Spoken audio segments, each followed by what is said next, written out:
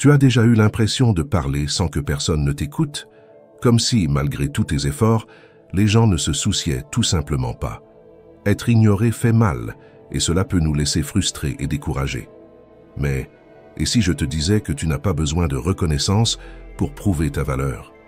Le véritable pouvoir réside dans tes actions, même les plus silencieuses. Dans cette vidéo, je vais te montrer quelques actions simples, inspirées du stoïcisme, qui peuvent changer la façon dont tu es perçu, sans que tu aies à demander de l'attention. Au lieu d'essayer de te faire remarquer par des mots ou de te battre pour être vu, imagine développer une présence si forte qu'il devient impossible de t'ignorer. Ce n'est pas une question de confrontation ou de plainte, mais de se transformer de l'intérieur vers l'extérieur. Pense à ceci. Et si, au lieu d'attendre la validation des autres, tu pouvais vivre d'une manière qui montre ta force et ton authenticité sans dire un seul mot? Crois-moi, le véritable pouvoir est dans les attitudes qui parlent plus fort que n'importe quel mot. Alors, commençons. Répondez avec le silence, le véritable contrôle. Quand quelqu'un nous offense ou nous provoque, notre première réaction est généralement explosive. Nous voulons répondre sur le même ton, élever la voix, voire même en venir à l'agression. Mais en réalité, cette réaction ne fait qu'alimenter le cycle des disputes vaines en donnant à l'autre personne ce qu'elle souhaite, une victoire sur notre maîtrise de soi. Répondre avec le silence est la clé pour briser ce cycle. Le silence ne peut jamais être mal interprété. Il révèle une force intérieure bien plus grande que n'importe quelle réponse impulsive et émotionnelle. Alors que parler ou réagir ne fait que vous placer au milieu des critiques et des provocations, le silence agit comme un bouclier invisible, vous protégeant. Les éclaboussures de l'offense peuvent bien être lancées dans votre direction, mais elles ne peuvent pas vous atteindre. Le silence offre une défense que les mots ne pourront jamais procurer. Il préserve votre intégrité.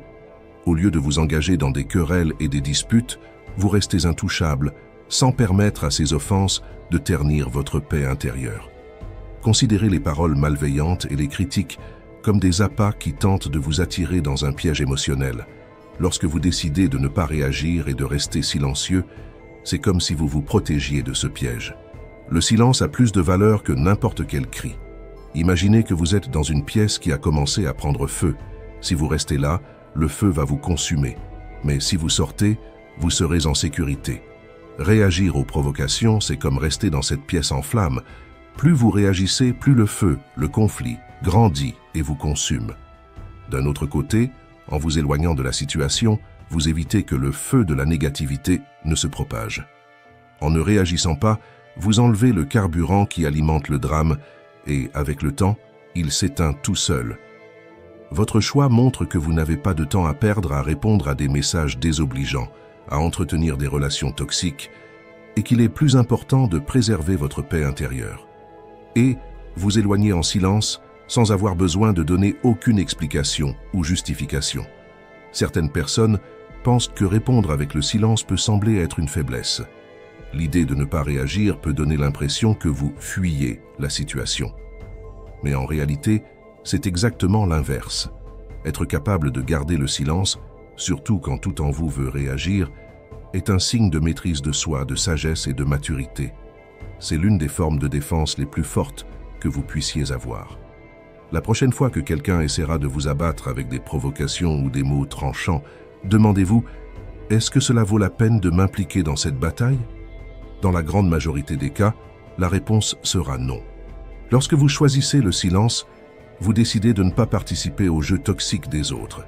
Vous préservez votre paix, tandis que l'autre personne perd le contrôle de la situation. Comme l'a dit Thema Davis, ayez la maturité de savoir parfois que le silence est plus puissant que d'avoir le dernier mot. Vous savez que rien dans la vie n'est facile et la maîtrise de soi ne fait pas exception. Ne vous attendez pas à avoir cette maîtrise de soi du jour au lendemain, mais soyez certain que chaque pas vers le silence intérieur vous mène à un niveau plus élevé d'évolution personnelle. Quand vous maîtrisez le silence, vous vous maîtrisez vous-même, et c'est ça, le véritable pouvoir. Maintenant, laissez votre empreinte dans les commentaires et dites « Ma réponse est le silence ». La force réside dans l'ignorance. Comment ne pas réagir? Quand quelqu'un te provoque, l'intention est claire, te faire perdre le contrôle et réagir de manière impulsive et irrationnelle. Mais la véritable force, c'est de ne pas tomber dans cette manipulation. Si tu réagis, tu as déjà perdu. Si tu ignores, tu gagnes. Les provocateurs et les personnes qui ne te valorisent pas projettent, la plupart du temps, leur propre frustration, insécurité et colère. Ils ont besoin que tu réagisses pour se sentir en contrôle de la situation. Mais, en choisissant d'ignorer, tu leur retires ce pouvoir. Au moment où tu refuses de réagir, toute l'énergie qu'ils essaient de diriger contre toi se retourne contre eux. C'est comme dans les arts martiaux, comme l'aïkido ou le karaté, où tu rediriges la force de l'adversaire pour le renverser sans dépenser ta propre énergie. Au niveau mental, la dynamique est la même. La personne qui te provoque perd son équilibre lorsqu'elle n'obtient pas ce qu'elle attend de toi. La clé pour ignorer réside dans le fait de comprendre qu'il y a un moment entre ce qui se passe et la manière dont tu choisis de réagir. C'est cet espace où tu peux choisir ton prochain mouvement. Au lieu de réagir de manière impulsive, tu peux choisir de respirer et de laisser la poussière retomber. Lorsque la tension est à son comble, laisse le silence prendre le contrôle de l'espace. Plus tu pratiques cela, plus ta capacité à ignorer devient forte. Les provocateurs dépendent de ta réaction émotionnelle. Ils veulent que tu perdes pied, que tu te mettes en colère et que tu dises ou fasses quelque chose que tu regretteras ensuite. La colère, après tout, désactive la partie rationnelle du cerveau et te fait agir par instinct, en disant des choses que tu ne dirais pas en temps normal. Ce n'est pas pour rien que Sénèque appelait la colère une folie temporaire. Cependant, en ignorant, tu gardes le contrôle. Tu montres une maturité émotionnelle et cela déstabilise complètement ceux qui tentent de te faire perdre ton calme. Souviens-toi, celui qui ne réagit pas garde le contrôle de la situation. Ignorer n'est pas une faiblesse, c'est de la sagesse. Tu préserves ton énergie tandis que l'autre personne s'épuise. Et ainsi, tu gagnes, simplement en refusant de jouer le jeu. Utilise la sagesse pour définir des limites. L'une des 4 vertus stoïciennes est la sagesse, et elle est essentielle lorsqu'il s'agit de prendre soin de soi-même. Définir des limites claires est l'un des actes d'auto-soin les plus importants que vous puissiez pratiquer, surtout pour protéger votre bien-être émotionnel. Avoir la sagesse d'établir ces limites vous aide à éviter de tomber dans les provocations et manipulations extérieures, vous permettant ainsi de préserver votre paix intérieure et de maintenir le contrôle émotionnel. Lorsque vous définissez des limites, vous dites essentiellement au monde comment vous souhaitez être traité. Cela ne signifie pas que vous allez éviter tous les conflits ou critiques, mais cela signifie que vous savez jusqu'où les autres peuvent aller avec vous. Imaginez, par exemple, une situation au travail où un collègue critique constamment vos actions de manière irrespectueuse. Votre première réaction peut être de répliquer ou de vous justifier, mais cela ne ferait que prolonger le conflit. Au lieu de cela, vous pouvez établir une limite claire en communiquant de manière assertive que vous ne tolérerez pas les commentaires qui dépassent les limites du respect. Cette limite ne définit pas seulement ce que vous acceptez ou non, mais elle empêche également que vous vous impliquiez émotionnellement dans le jeu de l'autre. Cette capacité à imposer des limites vous libère de la nécessité de contre-attaquer car vous répondez selon vos propres termes. Marc Aurèle, l'un des plus grands philosophes stoïciens, a dit « La meilleure vengeance est de ne pas ressembler à son ennemi ». Cela signifie qu'en définissant des limites, vous empêchez que les actions négatives des autres vous transforment ou vous détournent de votre chemin d'équilibre et de maîtrise de soi. La sagesse ne consiste pas seulement à savoir quoi faire, mais aussi à savoir quand et comment le faire.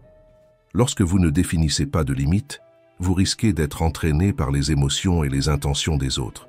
Les provocations finissent par influencer vos actions et vos décisions. Mais en établissant ces barrières, vous garantissez que vos réponses sont basées sur votre sagesse et non sur les attentes de l'autre. Cela vous donne la liberté, la force et surtout, vous permet de garder votre intégrité intacte. Une autre façon de définir des limites, c'est de comprendre que vous n'êtes pas la critique que vous recevez. Souvent, les gens attaquent par méchanceté ou projettent simplement leurs propres insécurités et frustrations sur vous. Cela signifie que la critique ne reflète pas toujours qui vous êtes ou ce que vous faites. Lorsque vous avez des limites internes bien définies, vous parvenez à distinguer ce que disent les autres de votre véritable identité.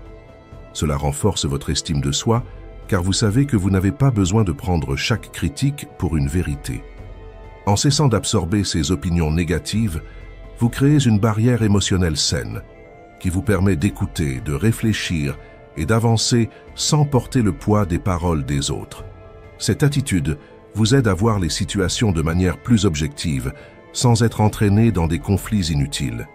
Vous restez concentré sur ce qui compte vraiment, votre paix intérieure et votre stabilité émotionnelle. Rappelez-vous, les limites que vous définissez sont une expression de votre sagesse et de votre maturité émotionnelle. Elles vous protègent des influences extérieures négatives et vous permettent de répondre avec calme et clarté, en gardant toujours le contrôle de la situation. Et, avant de poursuivre, si vous aimez ce genre de réflexion, laissez un like, abonnez-vous à notre chaîne et activez les notifications pour être averti dès que nous publions les prochains contenus. Apprenez à ne pas ressentir le besoin de vous défendre. Quand quelqu'un attaque directement votre intégrité ou votre caractère, notre réaction naturelle est de vouloir nous défendre, expliquer ou nous justifier. Mais, bien souvent, ces attaques n'ont pas pour but de vous aider à vous améliorer ou de vous fournir une critique constructive. Ce sont en réalité des expressions de haine ou de frustration de la part de l'autre personne, et en tentant de vous défendre, vous ne faites qu'alimenter ce cycle négatif. Le besoin de se défendre, d'expliquer son point de vue, semble naturel, mais la véritable force réside dans le fait de reconnaître que vous n'avez pas besoin de le faire. Le silence, dans ces moments-là, est un choix puissant, car il démontre que vous êtes en contrôle de vos émotions et que vous ne vous laissez pas manipuler par la colère des autres. En restant silencieux, vous choisissez de ne pas entrer dans l'espace négatif de l'autre personne et vous préservez ainsi votre paix intérieure intacte. Quand quelqu'un vous insulte avec des paroles blessantes, l'objectif n'est pas de résoudre quoi que ce soit, mais plutôt de vous entraîner dans la même énergie destructrice qu'ils vivent. Répliquer à l'attaque ne fait qu'attiser cette flamme, rendant la situation encore pire. Mais, en choisissant le silence, vous montrez que les mots de l'autre personne n'ont pas le pouvoir d'affecter votre estime de soi. C'est cela, la maturité. La véritable maturité vient du fait de laisser les paroles offensantes glisser sans ressentir le besoin de se défendre. Cela ne signifie pas que vous acceptez ou approuvez ce qui a été dit, mais plutôt que vous comprenez que ces mots ne définissent pas qui vous êtes. Ils ne sont pas un reflet de vous. En pratiquant cette approche, vous devenez plus fort et plus capable de résister à la manipulation émotionnelle des autres. Le silence est un acte de maîtrise de soi.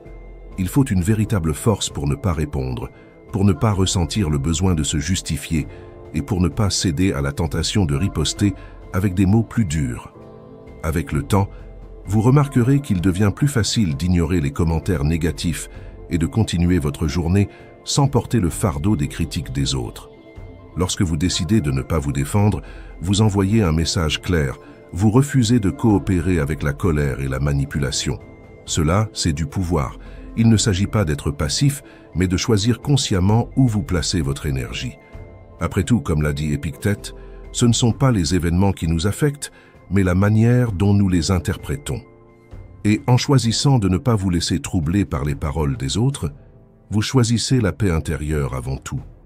Prenez soin de vous pendant le processus. S'éloigner de quelque chose ou de quelqu'un qui vous nuit, c'est comme retirer une plante d'un sol toxique. Au début, la plante souffre, ses racines sont exposées et il y a une période de vulnérabilité.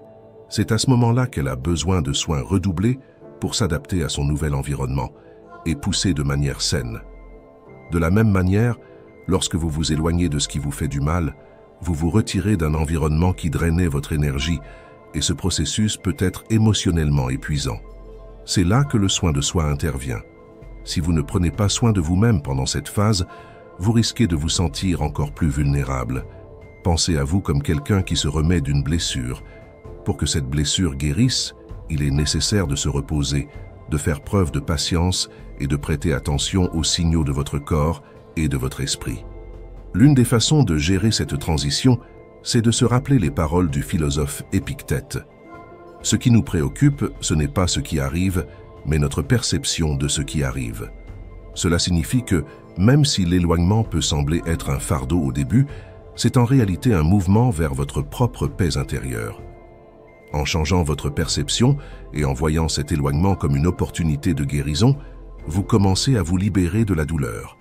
Pour illustrer cela, l'auteur Jay Shetty nous rappelle que prendre soin de soi n'est pas un acte égoïste, mais bien la manière de s'assurer que vous allez bien pour ceux qui ont besoin de vous. En vous éloignant de ce qui vous fait du mal, vous créez un espace pour devenir une version plus saine et équilibrée de vous-même, capable d'offrir un soutien et un amour authentique aux personnes qui comptent vraiment dans votre vie. Prenez soin de votre santé mentale comme si vous arrosiez cette plante récemment transplantée. La méditation, les activités physiques et le simple fait de respirer profondément peuvent être des moyens de nourrir votre équilibre émotionnel. Et tout comme la plante se rétablit et fleurit dans un nouveau sol, vous verrez également qu'avec le temps, le soin de soi durant cette phase de transition vous aidera à vous épanouir. Enfin, il est important de vous éloigner de ce qui vous épuise et de vous rapprocher de ce qui vous renforce. Être entouré de personnes positives, faire des activités qui vous procurent du bien-être et avoir des moments de tranquillité sont essentiels pour vous reconnecter à vous-même et avoir l'énergie de continuer à grandir, loin de ce qui vous nuit. Comme l'a dit l'écrivain américain Joseph Harris, il arrive un moment dans votre vie où vous vous éloignez de tout le drame et des personnes qui le créent. Vous vous entourez de personnes qui vous font rire, oubliez le mal et concentrez-vous sur le bien. Aimez les personnes qui vous traitent bien et priez pour celles qui ne le font pas. La vie est bien trop courte pour être autre chose qu'heureux. Tomber fait partie de la vie, se relever, c'est vivre. Cette citation nous rappelle que le véritable bonheur vient lorsque nous décidons de nous éloigner du drame et de nous concentrer sur ce qui est positif. Se relever après les chutes fait partie du processus de la vie et choisir de rester aux côtés de ce qui vous fait du bien est la voie vers une vie plus légère et plus heureuse. Dans les prochains jours, passez en revue votre vie et commencez à vous éloigner en silence. Notre prochain point parlera beaucoup de la manière d'adopter cette initiative. Ayez le courage de vous éloigner. Parfois, il est nécessaire de retirer des personnes sans préavis, et cela s'applique également aux comportements, aux emplois, aux relations, aux situations et aux dépendances. S'éloigner d'une personne, d'une situation ou d'un environnement toxique demande du courage. Souvent, on nous fait croire que rester et essayer de tout régler est un signe de force, alors que partir est perçu comme une faiblesse. Mais cette vision est loin de la vérité. Le courage de s'éloigner naît de la connaissance de soi et de la compréhension de sa propre valeur. Dans de nombreuses situations, il ne s'agit pas d'abandonner ou de fuir, mais de prendre une décision consciente pour protéger votre santé mentale, votre bien-être et votre développement personnel. La force de s'éloigner vient de la compréhension que vous méritez mieux. Vous ne partez pas pour que les autres reconnaissent votre valeur, mais parce que vous la reconnaissez enfin. Parfois, retirer des personnes de votre vie ne nécessite pas de grandes explications ou d'adieux élaborés. Il n'est pas nécessaire d'avertir ou de demander la permission pour protéger votre paix. Partir en silence peut être la façon la plus puissante d'affirmer que vous n'avez pas à tolérer le manque de respect, les opinions inutiles ou les comportements toxiques. Le courage de s'éloigner est également lié à l'idée que vous n'abandonnez pas quelque chose ou quelqu'un, mais que vous embrassez plutôt de nouvelles opportunités de croissance, de respect et de bonheur. En vous éloignant, vous faites de la place pour ce que vous méritez vraiment, des personnes et des expériences qui contribuent positivement à votre vie. Lorsque nous nous éloignons, nous ne le faisons pas dans l'espoir que l'autre reconnaisse ce qu'il a perdu, mais parce que nous reconnaissons enfin ce que nous avons gagné en prenant soin de nous-mêmes. La décision de partir demande de la force, car il faut du courage pour dire non à ce qui ne vous valorise pas et ne vous respecte pas, et oui à votre propre bonheur. Souvenez-vous, s'éloigner n'est pas une question de faiblesse, mais de la force de réaliser que vous méritez mieux qu'une personne qui vous méprise ou vous sous-estime. Ayez le courage de vous éloigner, de fermer la porte qui ne vous apporte pas la paix, et de suivre le chemin qui vous mène à une vie plus épanouie et équilibrée. Vous n'avez pas à supporter le déséquilibre et la toxicité de qui que ce soit. Faites de cette prise de conscience une transformation dans votre vie. Partagez dans les commentaires votre décision silencieuse. De quelle situation allez-vous vous éloigner pour préserver votre paix intérieure? Votre attitude peut inspirer d'autres personnes à avoir le même courage. Développez la résilience émotionnelle. La résilience émotionnelle est le point de départ pour faire face aux provocations, critiques et adversités sans se laisser ébranler. Lorsque vous développez cette compétence, vous créez une sorte de bouclier interne qui empêche les paroles et actions des autres d'affecter négativement votre équilibre émotionnel. La clé de cette résilience, c'est d'affronter les défis avec courage et détermination.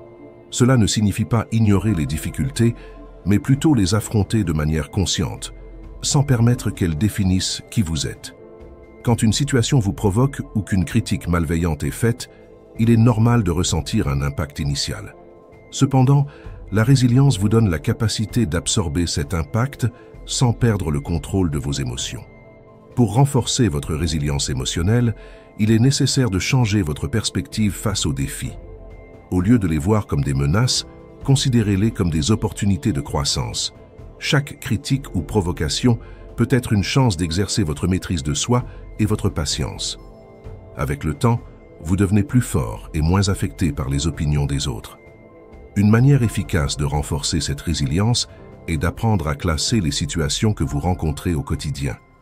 Au lieu de réagir automatiquement à tout, demandez-vous « Cela mérite-t-il vraiment mon attention ?» À partir de là, vous commencez à diviser les situations en deux catégories.